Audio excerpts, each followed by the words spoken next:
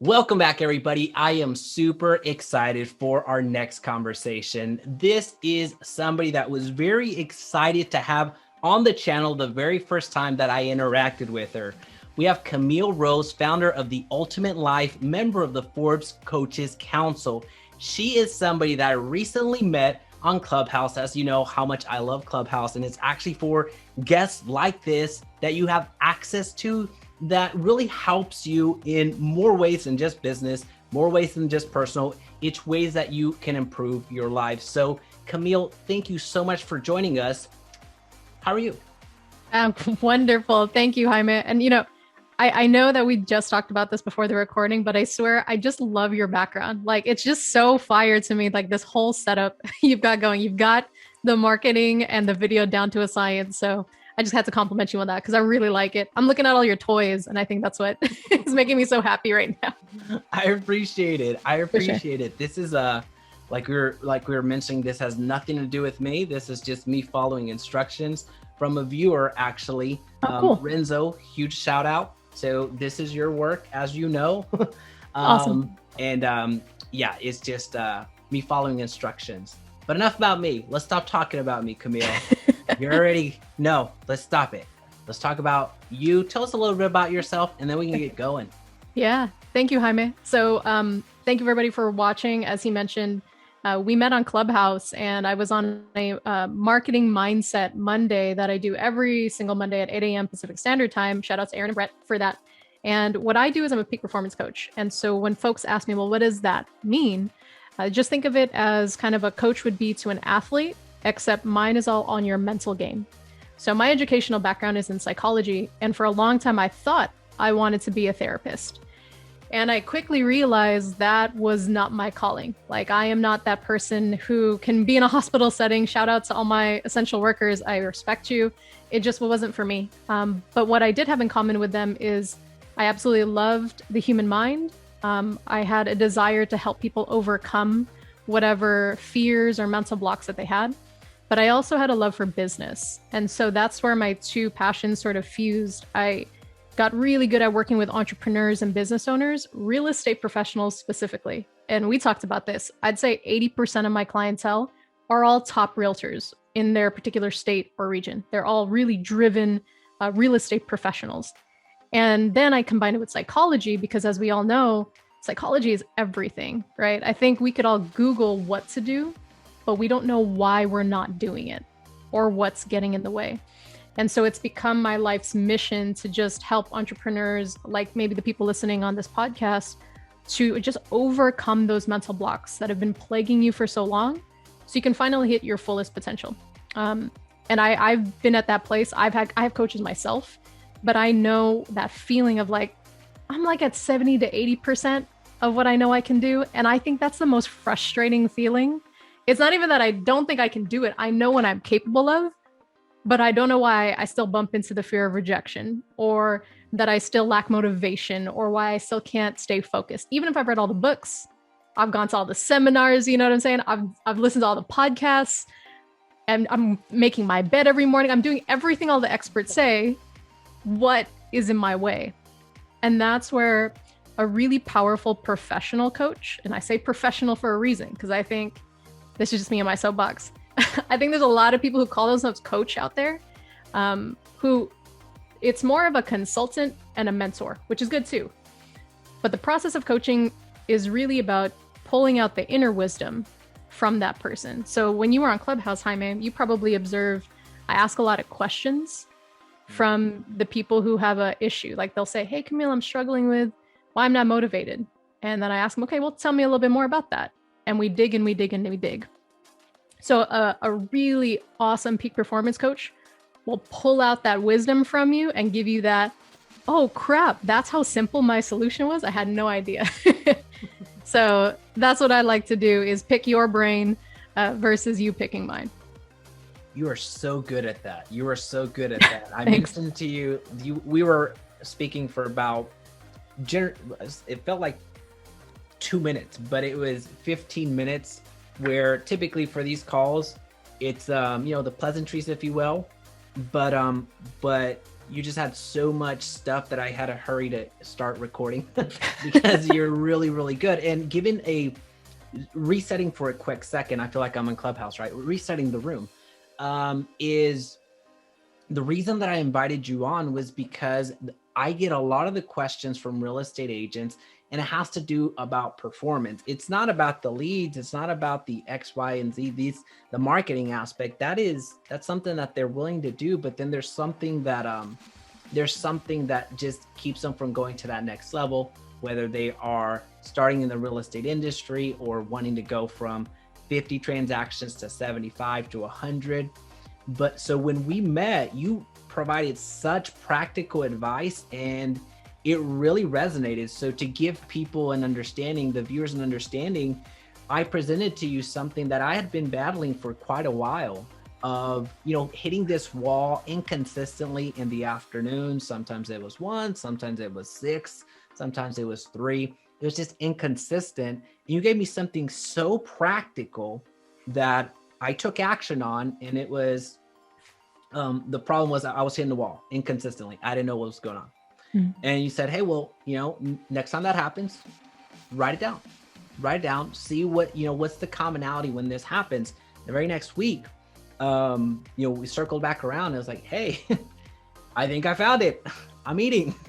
So, the next exercise, actually, we were talking about that before we came on, was you asked me to revisit my diet. Is there something that is causing that, if, eating is still obviously eating is still part of my life, but, let's revisit your diet and then do some different, exercises. And I know I'm butchering your strategy, so yours has so much better than the way I'm articulating it.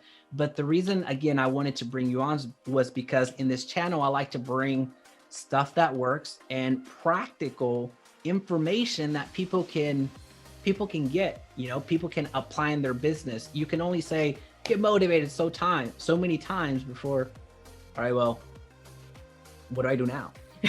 So right. I just want to say huge kudos to you. I absolutely love the advice that you present to others and how you've helped me out personally. So I just wanted to make sure I acknowledge that. Oh, well, thank you. And the kudos has to go back to you because you do all the heavy lifting. And that's what I like to tell clients all the time is I can provide a challenge. I can provide a homework, but if you don't do the work, if you don't take action, no transformation actually happens. But what I think the difference is in that moment was you had an opportunity, Jaime, to ask a very specific question to you, right? And I think that's what, whether it be the coaching process or working with somebody who's a professional in that specific arena, why that's so important, because I can give general advice on how to get more motivated and how to avoid the fear of rejection or how to stay more focused. But every human is so unique. And so when you get the opportunity to get on a Clubhouse stage, or if you choose to go into coaching, that's your moment to ask a very specific question about me. It's like, okay, Coach Kamille, I get about, hitting these slumps and time management and time blocks, but I notice I always hit this wall in the afternoon and I don't know why, right? So now I can dig into the nitty gritty of Jaime's life. And by asking you just a few questions, I was able to find, okay, I know there's a pattern there. And that's what we're looking for. Often I like to think of myself as a mental detective that gets to go into, a mystery case with you, and we get to explore your mind and find out, what are the patterns that you have? And that's all it is. These quote unquote bad habits are just mental patterns. And if you want to break the pattern, then it's much easier when you have an outside perspective looking in. Because, you're in your day-to-day, right? You're emotionally attached to your work. You're beating yourself up. You're like, what's wrong with me? How come I can't just stay focused like all these other people, et cetera, et cetera. But when I'm objective, I'm the coach that stands on the sidelines of your life. I can see your blind spots. And so for me, it's easier to say like, well, there's obviously a pattern there. Let's find it. And we found out you always got sleepy after you ate. I think that was what we found out through your homework, right? Yep. So then my next question is, okay, what were you eating and what were you doing afterwards? And so I think your simple solution was just now you just go for walks after you eat and then you don't have a slump anymore. Yeah, my neighbors all know me now. Yeah, there you go. And you got networking built in, relationship development. There you go. Yeah, exactly. No, that was so powerful. So powerful. Yeah. Kamille, I know this is going to be a bit abstract because but I think that there's enough of these questions. There's some strategies that you might be able to share with the audience of, we're in sales, no secret here. And if real estate agents, if you're hearing that for the first time that you're in sales, congratulations. Where we get a lot more no's than we get yeses. So, for us, I'll include myself on this. I don't get all yeses, obviously. What are some practical ways, what are some strategies that we can, overcome those, the defeat mindset, the woe is me mindset, the rejection? I just want to preface it with the fact that no is actually one of the most triggering words in the human language, at least in the Western Hemisphere, when it comes to, just negative words in general. So when people hear no, it fires these neurons in our brain that just make us feel like we're less than, we're not worthy, I'm not good enough, so on and so forth. So if you're that person who hears no and you just feel overly emotional about it and you feel bad that you are, don't. It's a normal thing for most people, mainly because maybe in childhood you heard no a lot and that meant a bad thing, something you didn't get what you wanted, et cetera, et cetera. So that's number one. Don't feel bad if you feel a rejection. No matter how many times you hear no, it's a natural human response to be like, oh man, I'm not getting what I want. But the second thing is you have to look at your story after you hear the no. So when you hear no, what's the first thought you have? Is it, oh, they don't like me, or I'm not good enough, or they suck, or yeah, all clients are horrible? Just pay attention to whatever your immediate thought is after you hear the no. So I see you thinking now, Jaime. Are you trying to think of your own thought? Yeah, stop it. Like, okay. This is I'm not trying to broadcast my issues, Kamille. Okay, we won't go into it. No, we can absolutely do it. We can. Okay. That is so good. Everything that you shared, I have to remember that I'm recording this, so I can obviously come back to this. But anyway, so yeah, absolutely, yeah. I am going through this as well. Just what are my immediate thoughts? So come back to me on that. You got it. The immediate reaction. That's so good. Okay. And this is how we get to the more individualized, like, what is it specifically that you need help with, right? Or that you might be stuck on that a really phenomenal coach can help you overcome. So once you figure out, okay, it's okay that I hear the no. Secondly, what do I think right after the no? Because that tells me now the story that sits in the back of your mind that's causing all of your reactions. And then the third is now this shift in perspective. So if the story before, as an example, is I'm not good enough, that's why they said no to me. I'm not a good enough realtor. I don't do objection handling well. I'm not a good enough communicator. I just suck, right? If that's your thought, then the third is, are you willing to shift that perspective? Because I'll tell you right now, most people are saying no, not because of you, but because of them.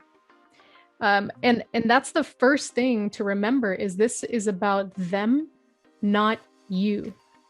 And often when we take these rejections as personal and then we can't move forward from it, it's because we've made it all about me. It's a normal human reaction, but when you become self-obsessed, you suffer. Like, that's just rule number one. So the switch in your mind needs to go from self into service. Next time you hear a no, what if you just ask the question? It's like, oh, okay, I hear you say no. I'm just curious. What is it a no to? Is it because it's just not the right time for you? You're not really vibing with me. It's not the right market. Dig into it. Become objective in a way. I know it's hard at first. It's a practice. But what is it a no to? Because it's not a no to you. It might be in rare cases, but if that is the case, then good. They were not going to be your ideal client anyway, right? You don't want to work with somebody you don't connect well with. Yeah. In fact, they're auditioning for you just as much as you might be auditioning for them. And whenever I work with a client, I'm very clear on that often it's not them seeing if I'm the right coach for them, because you can watch my videos, you can listen to me, so you can gauge if I'm even somebody you like, right? So by the time you call me, my situation is a little bit different. I'm seeing if we're a good fit because I want to add value to you. So when you're going to that conversation, maybe it is a cold call, you should also be evaluating, are they the ideal client for me? Not just, oh my gosh, I hope they like me. And I hear this all the time from the realtors that I coach. It's like they just want the deal, the commission, whatever. And that comes across and it ends up being a horrible transaction. Those people, right, that they force into it. And they tell them all the time, I knew I shouldn't have picked up that client, or I should have fired that client a long time ago, right? Been driving them around for 8 months, nothing has happened. Versus the clients they really vet and they say, you know what, my ideal client is the first-time home buyer who's willing to get pre-qualified, who's this, and this. Okay, and then ask all those appropriate questions. So remember, about them, not about you. And then the tangible tool is I want you to see no, the word no, N-O, as next opportunity. So this is a fun little acronym I created where it's like, instead of hearing no, I suck, no, I'm not good enough, no, you're not the right realtor for me. What if you just heard no as, great, I can move on to the next opportunity. Thank you for giving me a decision. And then move on to the next person, right? Because again, it's not about you. And thankfully, they gave you a decision so that you could move on to the next opportunity or to the new opportunity. So in a way, I like to think of the no as, great, you did me a favor. I appreciate it. Peace. I'm gonna move on to somebody who wants to work with me, or that I can serve because we do have a good connection or rapport. So if there are two things I can give somebody who deals with that rejection, it's that acronym. NO just means next opportunity. Fantastic. They honored you, they were honest, and you can now move on to serve the next person. And then also, secondly, remembering, asking, what is it a no to? Okay, great, I get it, it's a no. But what is it a no to? Is it, it's just not the right time for you? You know, you didn't really like our conversation, if you want to be honest, right? Or, you know, it's just, you're not feeling it. It's not the right area for you, or you're looking for something else. Gather data and information. So if you want to improve, you've got that. But remember, it's not about you. Although you can use that information to improve yourself. Does that make sense? Yeah, no, let's stay there. Let's stay there. So I'm going to stop saying F you to everybody that says no to me now. I got a good strategy. You know who you are out there if you're still watching the channel. That's so good. So let's just say there are areas that, and I understand that this is going to be subjective, but there are areas that you can improve, whether that's your communication skills, maybe your product sucks, maybe your service sucks, whatever it happens to be. I understand it's not about me, but when you are getting that feedback, you know, how can we go in, you know, as best as possible, take that information and either, you know, filter it. Hey, is there truth to this? Is it, do I need to improve my product? Do I need to improve my service? Did they just not see how much I was going to do for them? So I had a hard time communicating that. So how do you take that feedback and process it through the, you know, the truth-o-meter, if you will, for lack of a better way? Sure. How can we go and be as objective as possible in our analysis where, yeah, I probably do need to work on that. We're like, no, I think they're just looking for a reason. And it's just, no, I think it's actually good. Sure. If you're looking to be as objective as possible, then you would need to get objective perspective. Because the truth is, you can try to be objective with yourself, but you're so emotionally attached to everything that you do, you cannot see something that maybe an outside person could see. So when I say objective perspective, only solicit, whether it be advice or feedback, from someone you respect and admire. That's very important. Like, don't just go to some random agent that you're like, well, they seem to be doing really well, but you don't respect the way they do their business or their values, because there has to be an alignment in values so that they can also see things that you would want to see, right? Take, for example, if I'm looking to get advice from another coach who, let's say I don't really like the way they run their business, but they're financially so successful, they're going to say a lot of things about what to do to get to that next level based off of their lifestyle. And then it's not going to resonate with me. So it doesn't matter anyway, because I'm not trying to live that lifestyle, or I would never run my business the way that they run it.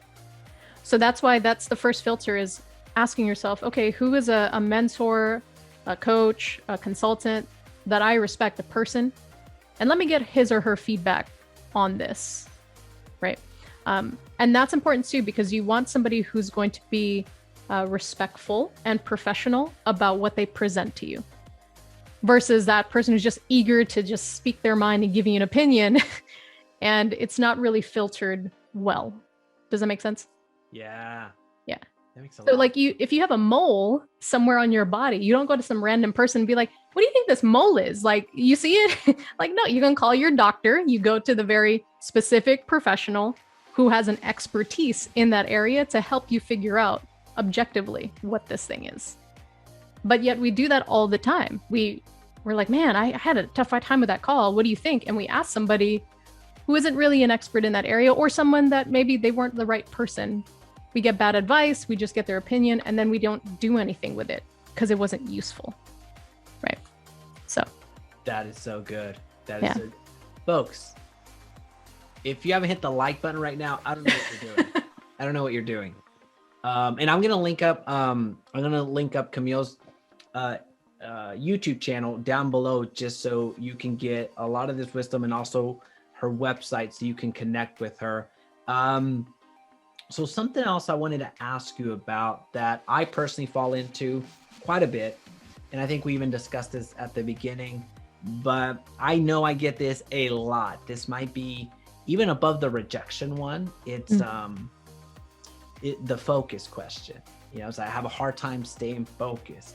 I have a hard time just either addressing what I need to address or getting something I want to get done. So a lot of there's just so many variations of the focus question, but just speaking about it broadly, how can one get a little bit more focus, or a lot more focus in certain parts of their business? Yeah. And it is such a great question, Jaime, and a popular one, that I literally created a whole new coaching program just for that, just because I would hear realtors talk about it all the time. So I have this program called the Ultimate Focus Challenge. It's 100 days of pure focus. And then for 100 days, I coach a group of real estate professionals and entrepreneurs just on one business and one personal goal. And that's it. That's all you do for those 100 days, because one of the issues with focus is we are trying to do too many things. And in this day and age, this is a day and age of distraction and overwhelm, right? You've got Instagram, Facebook, TikTok, Reddit, Clubhouse now, and all these other things that are just vying for your attention, on top of email, YouTube, CRMs, Netflix, blah, blah, blah, blah, blah, blah, blah. So the number one skill in focus is realizing what is distracting me. So it's less about just trying to, how do I just put all my energy into one thing? Let's find out first, reverse engineer it. What are the distractions that often take you away from the thing you're trying to do?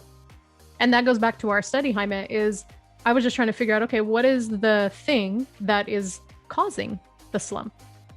So for any, realtor or real estate professional listening right now, what is the thing that takes you away the most from making those calls, from, putting out those ads? And you might say, oh, it's social media. It's when my phone pings. I get addicted to checking my email. Great. So once we know what those enemies are, so anything that distracts you, by the way, and certainly write this down if you're the type of person who likes to take notes, anything that distracts you from your focus is your enemy. And I use those words very intentionally so that you feel like you're going to war, because in a way you are. Every day is a battle for your focus and your attention. That's what all of these billion-dollar marketing and advertising companies are doing. You get an ad for everything. You get that creepy thing where you were talking to a friend and then 5 seconds later it shows up on your Instagram feed and you're like, how did they know that we were just talking about that, right? Everything is vying for your attention. So if you don't realize you're at war for your attention, you'll lose the battle. And so in this program, I give people different weaponry to eliminate those distractions. So simple. If you know that email is an addictive issue for you, get pause inbox for Gmail for Business. I love that one. Literally hit the pause button on it. If you don't have that app, I highly recommend it. And it just won't allow any messages to come into your inbox for a set amount of time that you choose. If you know social media is a distraction, get it off your phone, or get it at least off your homepage and put it into a folder that's very difficult to find. So if number one to focus is find the distractions and eliminate them, number two rule that I always talk about in this program is you want to make your success convenient and failure really inconvenient. So I'll let that digest. Yeah, make success convenient and failure inconvenient. Often people make failure very convenient and success inconvenient. So what do I mean by that? Let's just say you're in a weight loss challenge right now. And one of the things that's going to cause you to fail is keeping those Doritos and those Cheetos in your house out for the world to see. So if I can see Doritos and Cheetos on your kitchen pantry, easy to grab, easy to access, you've made failure inconvenient. Or I'm sorry, you made failure convenient, right? I can walk into your kitchen right now and easily grab those chips. So how do we make it so inconvenient for you to fail? Some people might say, throw it away.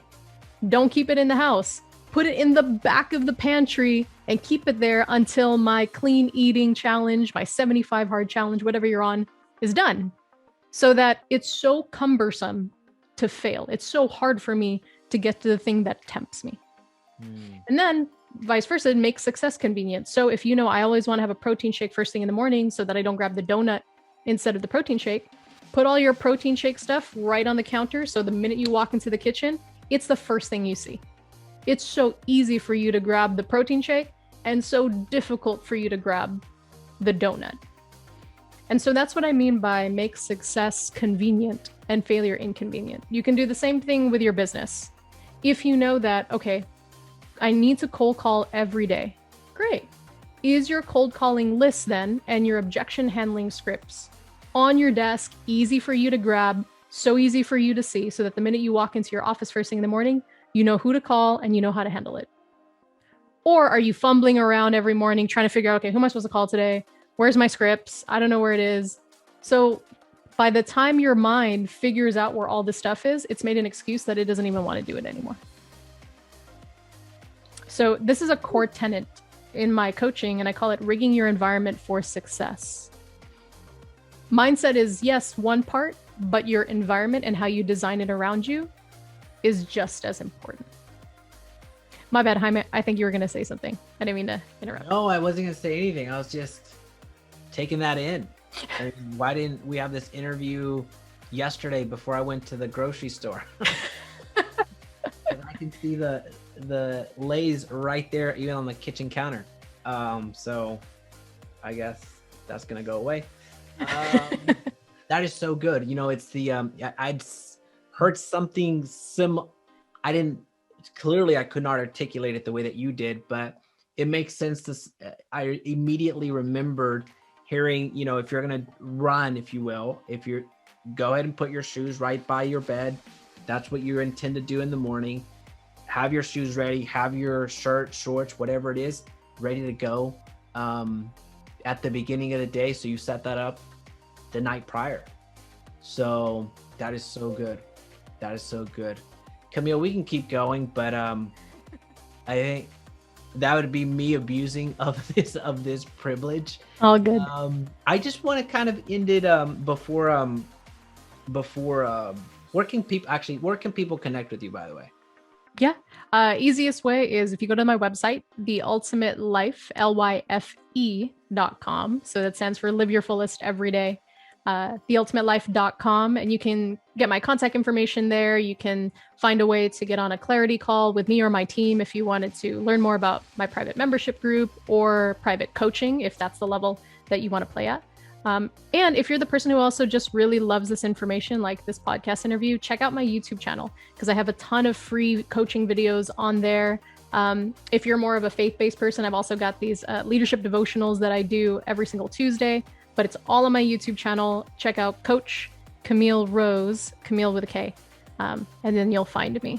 But yeah, ton of tools on there. A lot of the stuff we talk about And I was just telling Jaime, I'm more of a teacher than I am a marketer. I'm trying to get better at it, but my heart is as a teacher. And so if you like learning all of this information, go to the channel, because I definitely teach a lot of these concepts on there.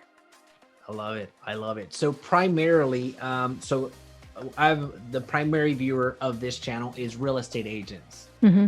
They just trying to see, for point of clarity for them, they can either be part of your group, private group coaching, or Yep. they can do a one-on-one continual coaching. Is that right? Yes. So I've got a private group mastermind. It's private on Facebook, but I also coach them every Wednesday, 90 minutes live Q&A with me. So literally like what we're doing right now, if you want to coach with me every week, then that's the group to be a part of. And you can learn more about that on the website. And then private coaching would be, I want one-to-one attention in addition to the mastermind group. And so that's what that would look like. Awesome. Yeah. Well, I'm going to link everything down below. Cool. Before I let you go, because I know a few of your clients, and I'm not going to ask you to divulge their information or anything like that. Sure. But folks, they are some heavy hitters. And just as a heads up, a few may have already been on this channel. Just if you want to go through the backlog, that's my secret way of saying, go look at my other videos. But at the end of the day, it's some very heavy hitters. So Kamille absolutely knows her stuff.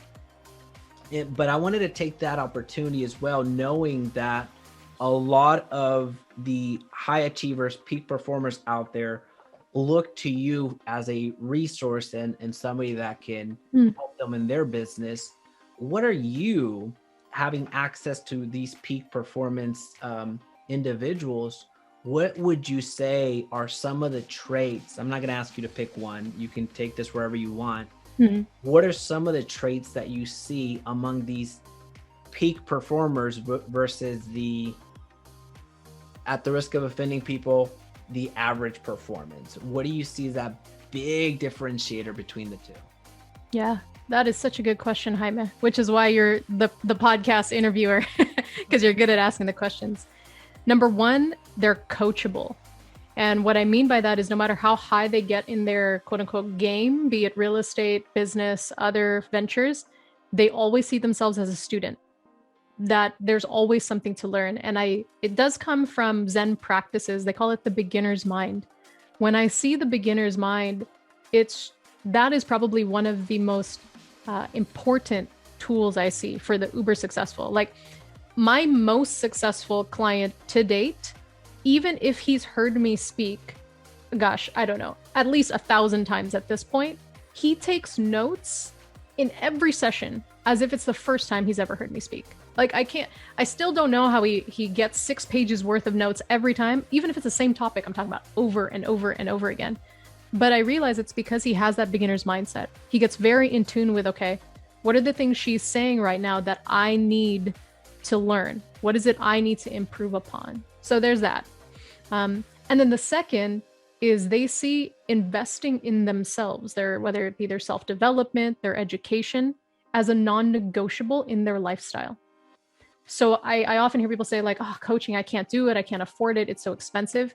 So the people who are playing at the highest levels of their game, it's a line item in their expenses. It's like saying, I'm paying for marketing, I'm paying for my licenses, I pay for CEs every year or CEUs, and I pay for my coach or I pay for my consultant, whoever that person is. It's not an expense. It's a necessary investment in order to grow the business. And the reason that they do that is because it comes from this quote that I love from Ralph Waldo Emerson. And to every CEO or broker owner that I coach, I tell them this, is remember that every great institution is just the lengthened shadow of one man or one woman. Meaning your business is just an extension of you. Everything you touch, everything you've built, your real estate practice, all of this is an extension of who you are. So if you feel like there's a block in the business, right? If there's a limit to its growth, guess where it starts from? You.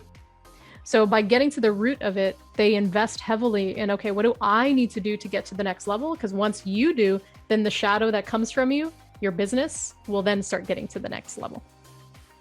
I hope that makes sense, but those are the two that I notice are the game changers. That is so good. That makes a lot of sense. Great. That's why I'm at average. Not at all. I mean, you just asking the question on Clubhouse, that is the beginning of that process. It is, it's something that I absolutely 100% agree with you. There's just being completely transparent with everyone as far as the coaching aspect. I used to not see it as an investment. I used to see it as an expense. And, you know, as I really started, it took a vanity understanding or just realization that got me into doing more coaching from as a me being coached. Because I've been, you know, I've helped people from consulting, and I charge a good amount per, you know, my time, if you will. So it took me calling myself out, and this may not be the way to self-realize, you know, that I needed this, but it was like, well, I felt like a little bit of a hypocrite because I know what I charge and I know what I'm not willing to spend for coaching. So I saw that as a big disconnect. So as I had a bit of self-awareness, and I don't even remember how that happened, it got me thinking about, I feel like there's a bit of hypocrisy here if we're gonna be real. Sure. So that's what got me seeing coaching in a different light, or seeing a mentor in a different light. So that might not be the best way of realizing that, or that just happens to be my way. So right. I absolutely agree with you. That is so good. Yeah. And thank you for your honesty. That's a hard thing to admit. And I've certainly been there before myself, when I made money the excuse as to, you know, I don't want to join this coach or that program. And I was like, but this is what I do. And if I know that's going to be the game changer. And now, albeit, you shouldn't jump into every program just because somebody pitches you something good. You should vet it, right? Really figure out, do I connect with this leader? Do I connect with the messaging? Is this the information that I need? A client of mine would always say, I don't look for just in case information. I look for just in time.